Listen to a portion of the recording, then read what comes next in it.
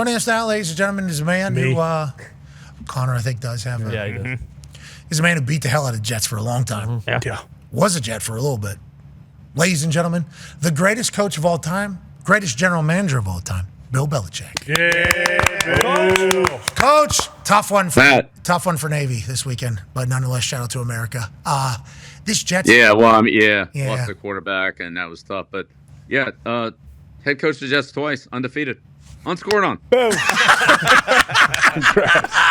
Yeah. I don't know if they have you in the Hall of Fame over there. They certainly should. No, I'm not saying. I'm just stating the facts. Undefeated. I mean, you put the records up. You put the percentages up. You put the records up. These are just facts, Jack. Those are Hall of Fame numbers. On the other side, though, Indianapolis Colts, obviously a team that your Patriots squads had a massive rivalry with for a long time with Payton. That's a brand new team in there now. I don't even know most of the guys that are in there, and I live in the city. If you're one of these teams and you still have hope, you still have chance at a wild card, and you're playing good football, what is the messaging to the team you think that Shane Steichen's given to them? Because I think it's them, the Broncos, the Bengals, and the Dolphins. And the Dolphins who are all fighting for that 7th seed pretty much. They're in it still, very much in front of them. What do you think the messaging is to that type of team at this exact time of the season? Yeah, keep grinding. Yeah, just keep stringing good days together.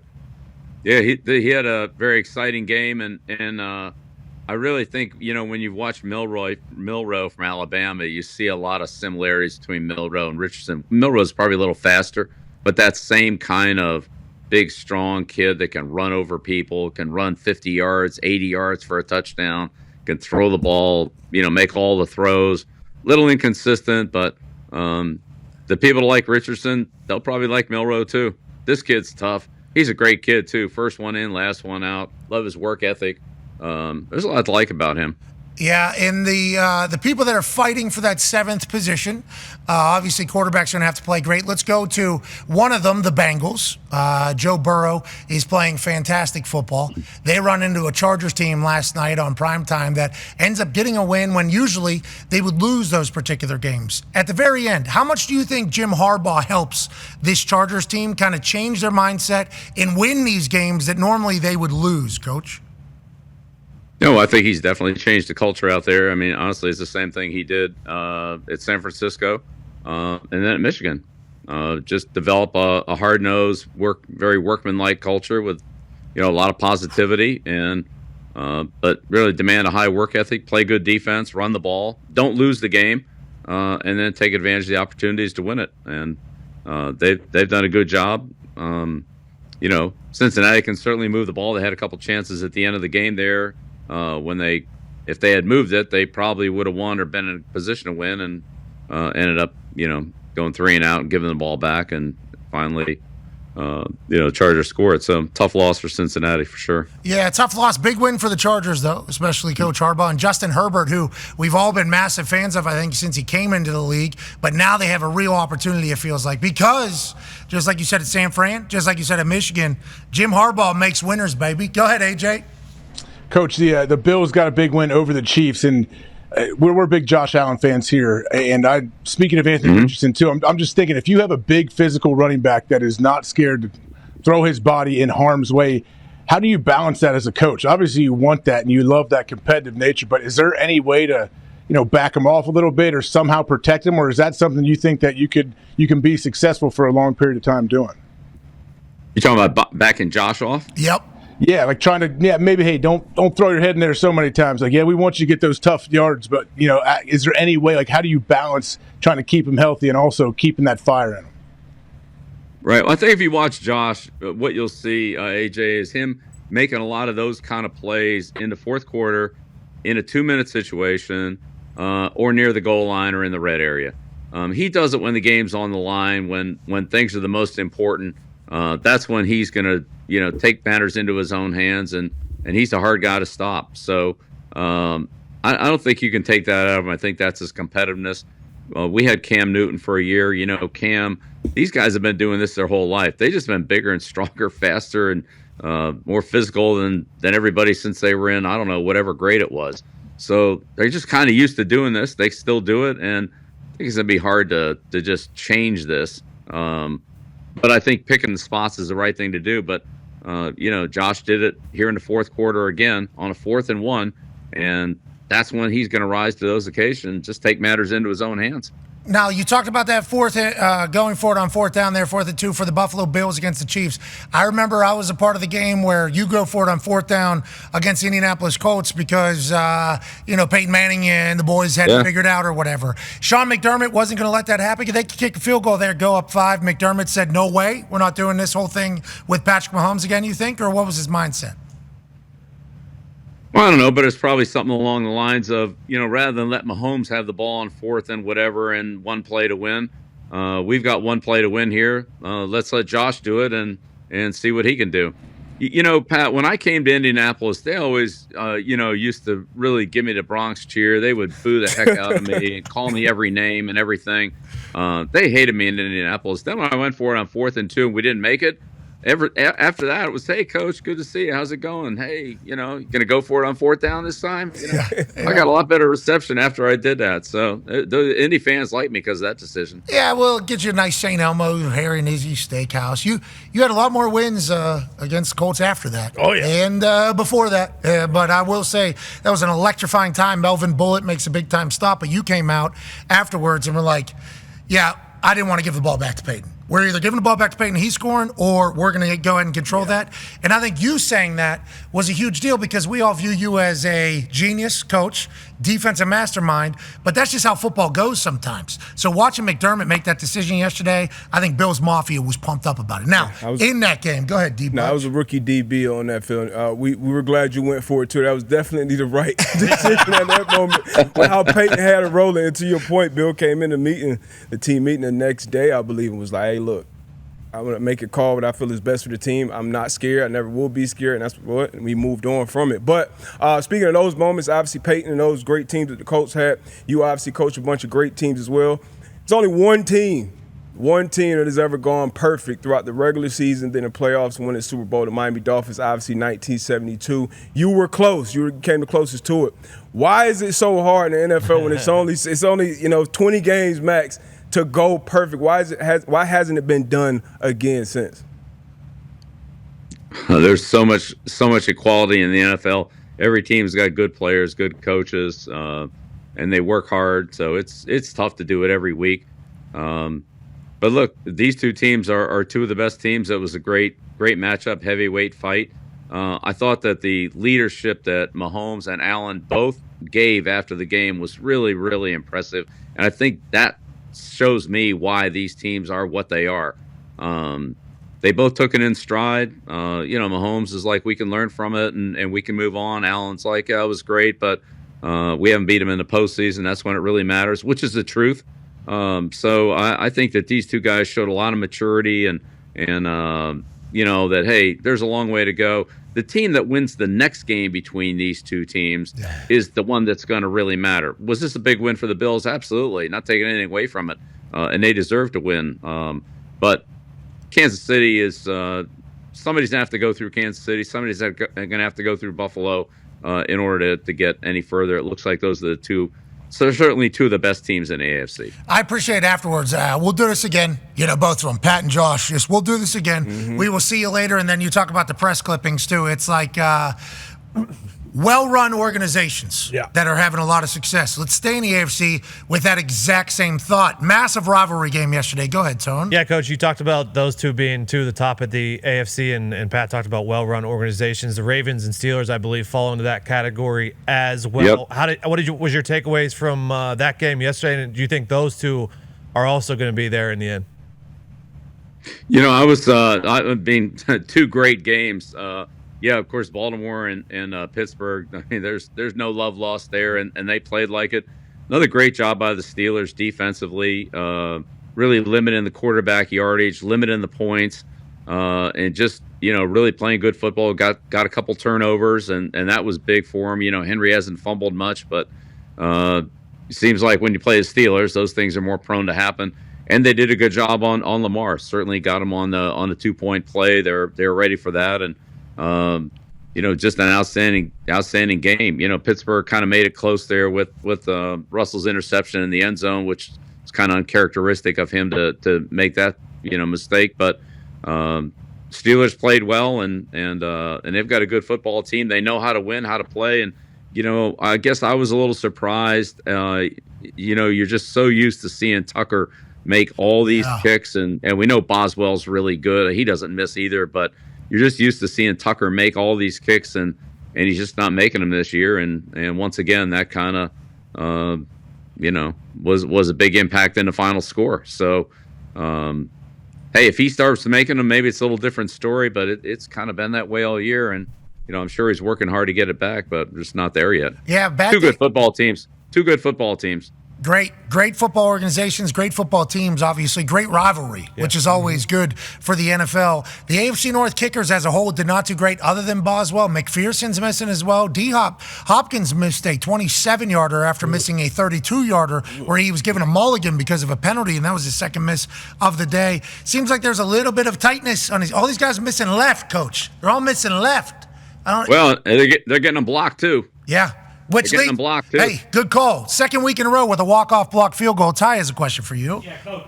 Yeah, Coach. Speaking of that, with the whole Bears-Packers situation, a lot of people today saying, hey, Lucas Van Ness pushing the pile like that and pushing Carl Brooks, and then on top of that, they're all over the center. No flag is called. It stands. The Packers win. When you look at that play, do you think did the Packers do that by the letter of the law as it's written in the rule book, or should have that been a penalty and a re-kick? It's a tough one.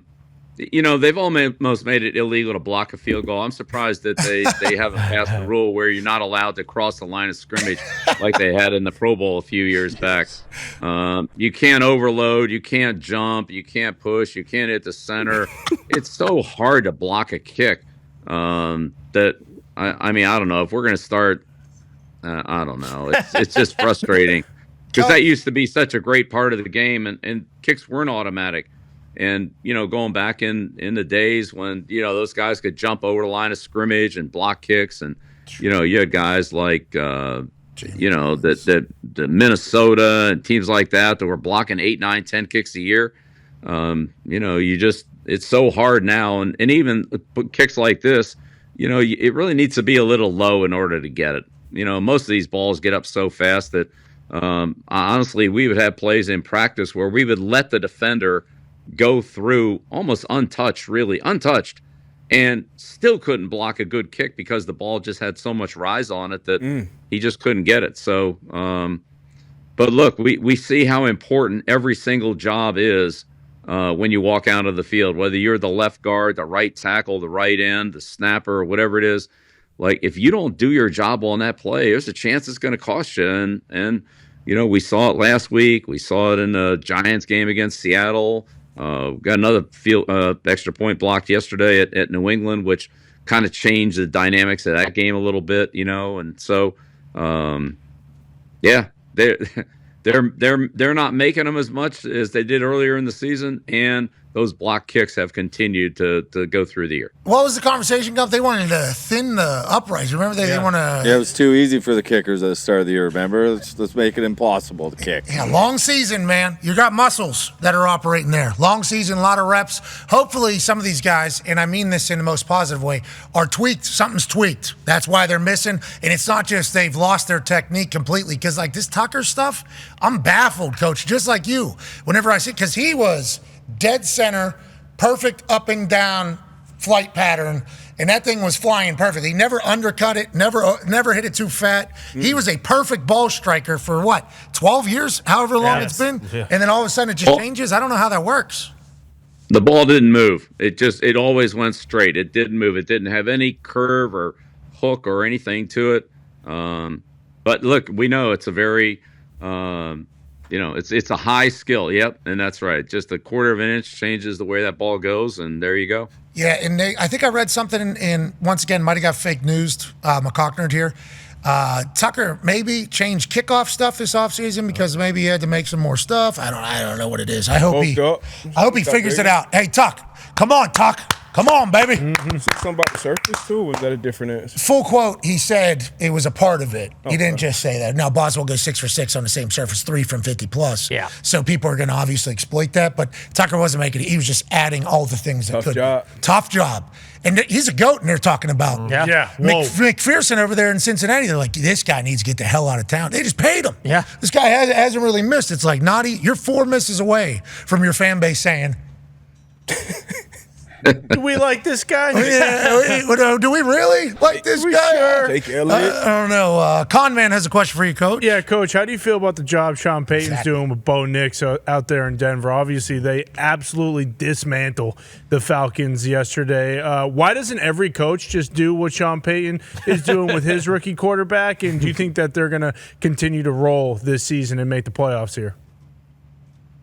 Well, I think Denver's played really well defensively. Let's start with that, and I think that's been a big asset for the entire football team, especially the quarterback. Look, there's no better feeling for the quarterback than to know that if we don't turn the ball over, we're going to get it back. We don't have to go out and score 47 points to win.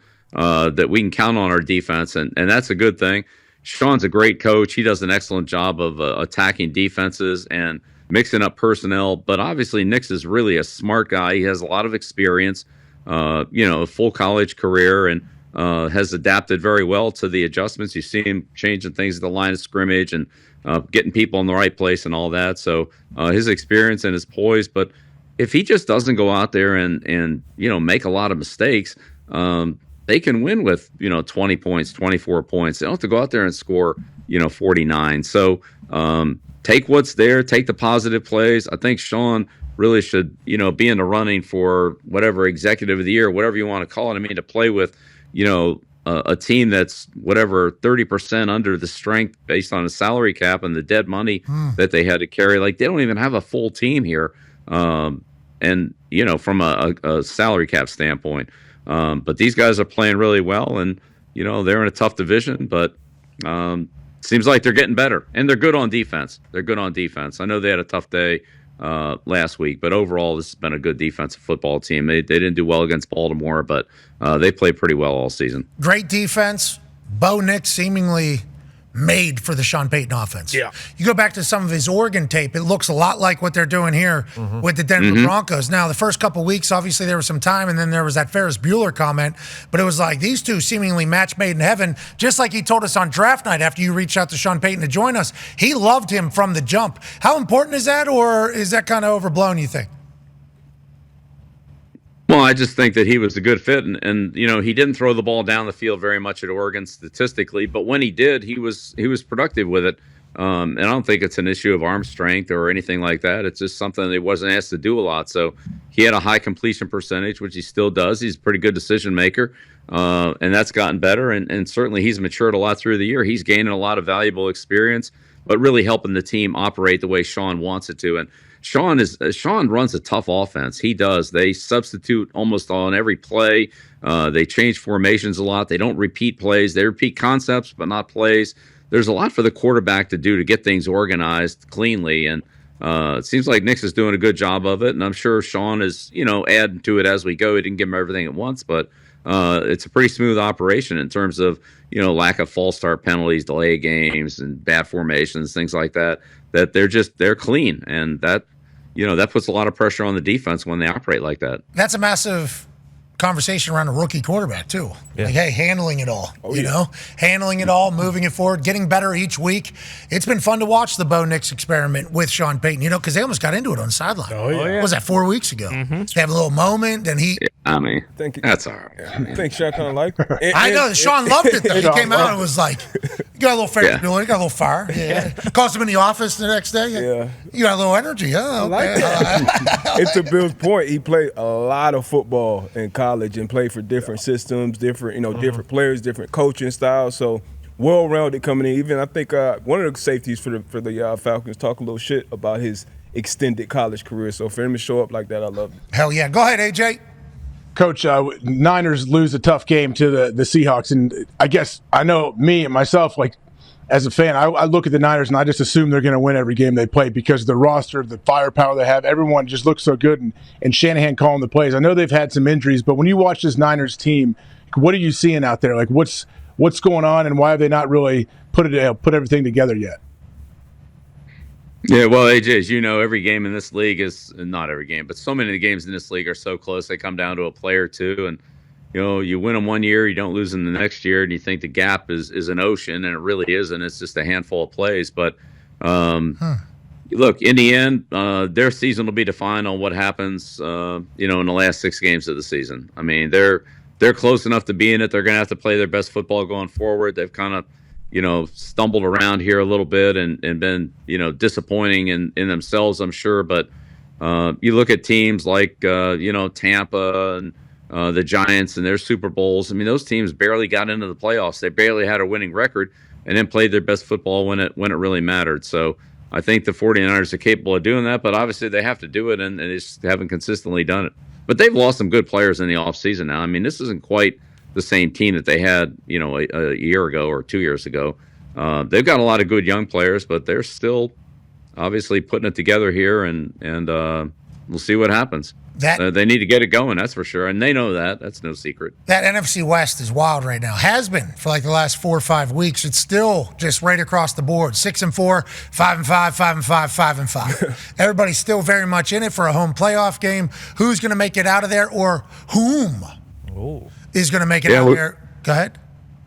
Keep your eye on those Cardinals. I mean, they've quietly, are having a really solid year. Murray's playing well. The running game is good with Connor. The offensive line doesn't look good on paper, but they're productive, and they've been playing well defensively. Coach has done a good job down there with the defense. So it'd be interesting to see how this plays out. But again, they're all right there. It'll be a question of who plays good from here on, not who played good, in the first 10 games. It's a wash at that point. We'll see what happens in the last 7. All right, let's move to tonight, Coach. There is a Manning cast. You'll be on in the first quarter. Jim Gaffigan will also join the Manning cast. And then in the third quarter, the last guest will be J.J. Watt. J.J. Watt, fresh off a appearance in Buffalo that those people will be talking about forever. Texans favored by 7 in Jerry World. Nico Collins back for the Houston Texans. Cooper Kush starting for the Dallas Cowboys. What do you expect from this evening, and how do you think this Cowboys team responds to all of the noise that is currently happening without their starting quarterback? Well, those things are always tough to measure, Pat. As you know, internally in the team, sometimes the teams respond, real positively or real negatively to those exterior comments and kind of what the outside thinks the team's state of the team is. It could be quite different than what the perception is. But in the end, I think defensively, Coach Zimmer is going to challenge the Houston offensive line. They certainly had their issues all year with pass protection and inconsistencies, getting picked inside, and blitz pickup, and all that. And I think whichever team can get ahead is going to have a big advantage. Cowboys have had trouble on their offensive line too. I think that's going to be a tough matchup for them against the Texans. So I think whichever team can get off to a good start and can play from ahead will have a big advantage on the other one. Running the ball would help both offenses, but we'll see how well they're able to do it if the defenses are more than what they're matched for. You think CJ is going to stay upright here? You talked about Zimmer attacking that offensive line. How do you think they'll be able to respond to Zimmer attacking the offensive line? Well, I think the Texans have had trouble with that all year. They've had this. It goes all the way back to the Baltimore game last year in the playoffs. They've had, blitz issues against Minnesota, against Green Bay, against the Jets. And the same thing with a lot of the inside stunts in there with pick games and picking the center, picking the guard. They've had a lot of trouble with that too. And in the games they lost, that showed up a lot and it hurt them. So we'll see. We'll see how. I'm sure Zimmer will try to do that, which that's part of his package anyway. So it's not like he's got to come up with anything new. But we'll see whether the Texans can handle it better than they have in the games that they've lost. It's really been an issue for them against the Jets, Minnesota. I mean, Green Bay was a competitive game that they lost, but still, it was the same issues. So I think they're going to keep seeing those until they can show they can handle them. Now, Stroud does a good job of getting out of some trouble, no doubt about that. But still, it's overall, it's an issue. Got to put the fire out, and if not, just keeps on happening. Yeah. We'll put on ESPN2 this evening and get smarter whenever you're alongside Peyton and Eli. We appreciate you so much, Coach. Have a great one. All right, thanks. Have a good week. See you next week. Ladies and gentlemen, Bill Belichick. Yeah, Bill.